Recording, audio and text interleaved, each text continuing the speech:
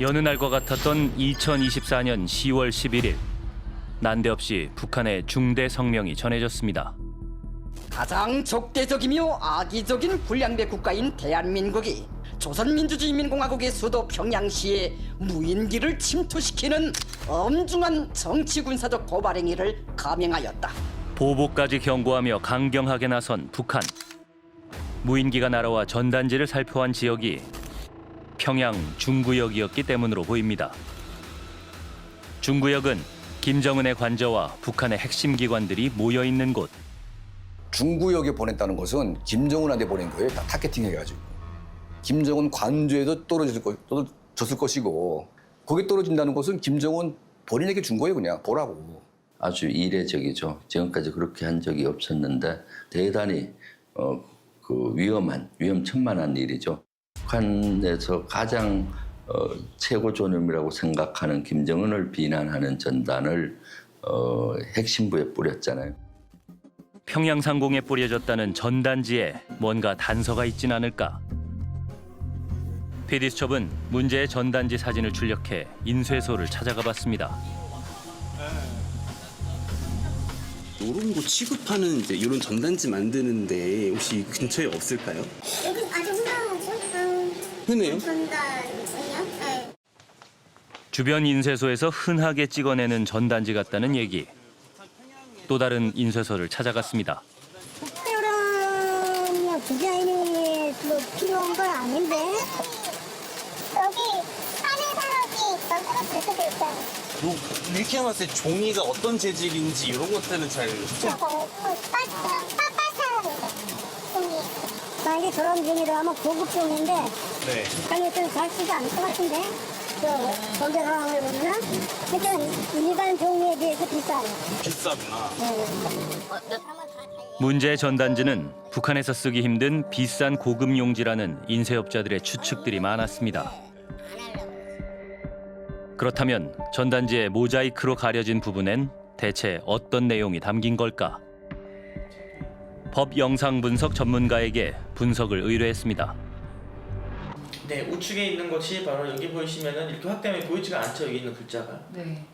근데 여기 화질을 개선시켜 놓은 걸 보게 되면은 글자가 보이죠. 일단 여기 앞에 있는 글자를 해석해 보면은 르리기. 예. 근데 여기 잘려 있는데 배불리기 뭐 이런 거 같기도 하고 하면 르리기의 여념 없는 김정은이라고 정확히 출력이 됐어요. 디올 코트? 디올 코트 이건 4,400달러 글자네요. 전단지 분석 결과 약 1,500만 원짜리 스위스제 명품 시계를 차고 있는 김정은 국무위원장의 사진이 있고 오른쪽에는 딸 김주애가 명품 브랜드 패딩을 입은 사진이 실렸습니다. 하단에는 대한민국과 북한의 경제 상황을 비교하는 내용들이 그림과 숫자로 표현돼 있었습니다. 북한 사람들한테 과연 저게 맥힐까? 오히려 김정은이 백두혈통이 아니다라든가 그런 것들이 오히려 효과적일 것 같은데 갑자기 여기서 돈 얘기를 하기 시작한단 말이에요. 그리고 이제 삐라 내용이나 이런 거 봤을 때 너무 공무원의 냄새가 너무 많이 난다. 북한 이탈 주민의 생각은 어떨까? 삐라 내용이 너무 한심해요. 거긴 지도자가 몇억 짜리 마이바흐 타고 다니는 나라인데 시계값이 얼마라고 적어가지고 충격받겠어요? 우리 장군님이 아이고 3,000불짜리 시계 차고 다닌다 그러면 검소하다고 생각하지. 전단지 내용을 검토한 결과 북한 사람들의 심리 공략에 서툴어 보이는 선전물이란 겁니다. 북한은 추락한 무인기가 한국에서 온 것이라는 더 구체적인 근거를 발표했는데요. 연합조사그룹바가 진행한 정무인기의 분석 결과 10월 8일 23시 25분 30초 백령도에서 이륙하여 우리 공화국의 영공에 침범한 한국 군사 깡패들의 무인기는 정말 북한의 발표대로 백령도에서 무인기가 날아간 걸까? PD수첩은 취재 도중 무인기 소리를 들었다는 한 주민을 만날 수 있었습니다. 그와 함께 소리를 들었다는 곳을 찾아가 봤습니다. 다다른 곳은 군부대 바로 옆에 있는 밭. 어떤 소리를 들으셨던 거예요 그때? 무인기 소리가 앙 하는 거 있잖아요. 그 소리가 계속 나더라고. 바로 그때 지나가는 헬기 한 대. 이 소리랑은 달랐던 겁니다. 아 이거 알죠 이거는. 이 소리처럼 이렇게 tum박하지 않고 앙 소리가 나죠. 우리 군은 군사 보안을 이유로 평양 무인기 의혹에 대해 사실을 확인해 줄 수 없다고 해왔습니다. 평양 무인기 사안에 대해서는 확인해 드릴 수 없습니다. 김정은이 해야 될 바를 우리가 대신해 주는 건 좀 군사적인 측면에서 아니라고 생각합니다. 당시 윤석열 대통령은 평양 무인기에 대해 어떠한 언급도 하지 않았습니다. 평양 드론 사건에 대해 입장을 밝히지 않은 것이 말귀를 잘 못 알아듣. Could you please repeat your question in English?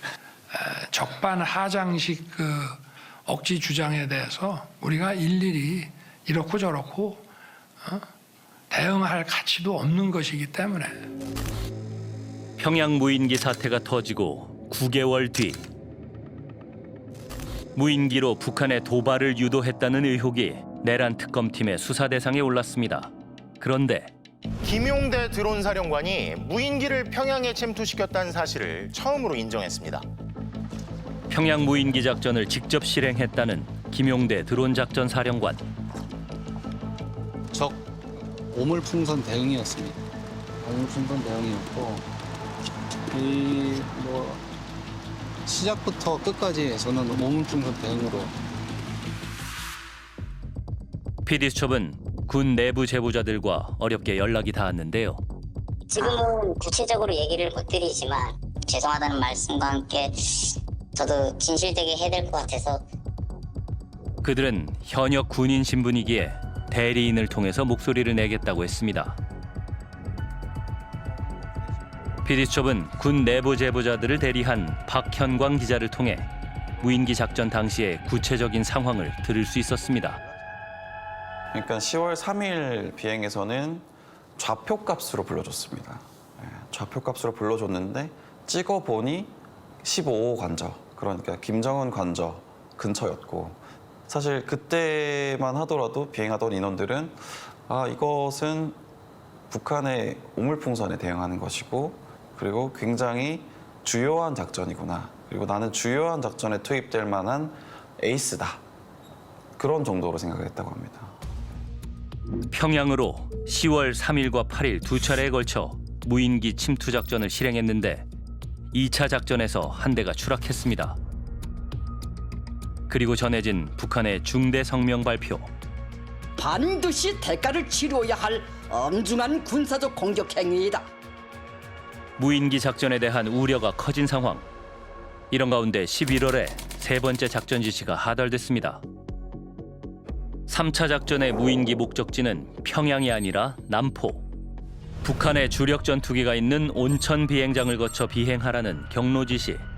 남포 지역은 잠수함 전대, 공기 부양정 부대 등 북한의 해군 전투력이 밀집돼 있는 곳입니다. 그런데 전단 투하 지점으로 정해진 곳은 컨테이너 부두. 사실은 이 컨테이너 부두가 메인입니다, 남포에. 왜 그러냐면 지금까지는 국제사회에서 북한이 마약 밀매를 한다라고 굉장히 강하게 의심하고 있습니다. 근데 이 컨테이너 부두는 그 마약 밀매 근거지라고 의심되는 곳이에요. 자신들의 마약 밀매 현장을 포착할 수 있는 무인기를 보내서 그 사진을 찍는다라는 시도, 그것이 굉장히 위협적으로 느껴졌을 겁니다. 그래서 국제사회에 고립될 수 있는 것은 물론이고 본인들의 치부를 드러내는 그런 비행으로 느꼈을 겁니다. 북한의 경계가 그 어느 곳보다 삼엄한 지역. 작전을 실행하기엔 무리라고 판단해 대원 한 명이 전화로 김용대 드론 작전 사령관에게 보고를 했다고 합니다. 그러자 휴대전화 너머로 대화 소리가 들려왔다는데요. 사령관이 같이 있는 누군가에게 안 된다는데요 라고 했다는 것. 저도 그걸 몇 번이나 확인했습니다. 안 된다는데요가 맞냐고. 왜냐하면 군인들은 단아가를 쓰잖아요. 그러니까 본인이 상급자, 사령관이 본인의 상급자를 대했을 때는 안 된다고 합니다. 라고 하는 게 정상이죠. 저희가 봤을 때 보통이죠. 근데 안 된다는데요, 요자를 썼다는 것은 사실은 같이 있었던 게 군인이 아니라 민간인인 것이 아닌가. 드론 작전 사령관에게 지시를 내리는 건 합동참모본부. 그런데 민간인이 작전에 개입한 것은 아닌지 의심되는 대목입니다. 이 무인기 작전 지시는 경로뿐 아니라 비행 고도도 이례적이었다고 합니다. 대부분 먼 거리를 멀리 보내는 무인기 같은 경우에는 엔진을 써요. 근데 엔진을 쓰면 소음이 엄청나게 발생하거든요. 그래서 엔진을 쓰는 정찰 같은 경우에는 그래서 소음을 최소한 줄이기 위해서 어떻게 하냐면 고도를 높여서 정찰 활동을 해요. 이 정도 야간에 식별이 될 정도라는 거는 굉장히 낮은 고도로 비행을 했다는 얘기가 되죠. 그런데 이 야간에 이렇게 보냈다면 그 적막한 속에서 소리가 더 컸겠죠. 평양 상공에 무인기가 나타났을 당시 주 북한 러시아 대사가 대사관 발코니에서 머리 위로 윙윙거리는 소리를 들었다고 밝힌 바 있습니다. 의도적으로 항적을 남기거나 의도적으로 들키는 게 목적이었을 정도로 사실은 전문성은 떨어진 거예요. 기밀 차원에서 본다 그러면은 사실은 상식적이지 않은 그런 행동이었어요. 그 즈음 이례적인 작전은 무인기 침투만이 아니었다고 합니다. 지난해 6월 서해 NLL 인근에서 진행된 우리 군의 아파치 헬기 훈련. 비행 경로가 평소와 달랐다고 합니다. 북한군 기지에서 통상 2 내지 3km밖에 떨어져 있지 않았고 정찰이 목적이 아니라 북한이 우리를 목격하기를 바랐던 것 같다. 자기들끼리 그렇게 얘기를 나눴습니다. 하도 이상하니까. 무인기 작전도 서해 NLL과 무관하지 않았다는 지적이 있습니다. 실제 12.3 계엄의 비선 실세로 알려진 노상원 전 정보사령관의 수첩에서 NLL 인근에서 북의 공격을 유도라는 문구가 발견됐는데요. NLL 인근에서의 군사작전들이 계엄과 연관된 것은 아닌지 의혹이 짙어져 갔습니다. NLL 도발 뭐 이런 것들을 통한 외환을 핑계로 이제 비상계엄도 정당했고 비상계엄 이후에 계속 계엄 체제로 지속시키려고 하는 것들이 보이는 것이죠. 내란 사태 핵심 인물로 구속 기소된 김용현 전 국방부 장관. 그의 공소장에는 북한이라는 단어가 여러 번 등장합니다.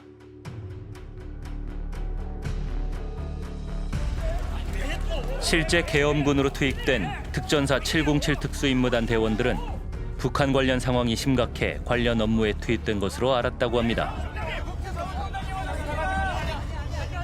김용현 전 장관으로부터 북한 오물풍선 쓰레기 상황이 발생하면 원점을 강력하게 타격하겠다. 라는 소리를 저한테 직접 비아폰 통화하면서 저한테 했기 때문에 북한 오물풍선 쓰레기 상황과 관련돼서 대비태세 강조 지시한 거 분명히 제가 그렇게 지시했습니다. 한반도가 뭐 전시사변 2에 준하는 비상사태가 아님에도 불구하고 실제로 많은 계엄 부서들 또 부대들이 이런 어떤 류의 작전에 대비한다고 하고 대기했던 것이 나중에 알고 보니 계엄 사태가 된 것이죠. 계엄을 하기 위해 북한의 도발을 유도한 것이 아니냐는 의혹이 제기됐습니다. 비상계엄의 조건이 뭡니까? 전시, 사변, 이에 준하는 비상사태인데 그래서 무인기를 평양과 또는 남포에 보내서 북한의 군사도발을 유도하고 그럼 우리가 또 대응사격을 하고 그럼 사회가 혼란스럽고 그걸 이유로 비상계엄을 선포한다면 그랬으면 비상계엄이 성공했을 것이고 북한의 도발을 유도하려 했다는 의혹에 휩싸인 평양 무인기 침투작전. 과연 비상계엄이라는 큰 그림을 위한 하나의 조각이었을까? 진실을 밝히기 위한 수사가 이제 시작됐습니다.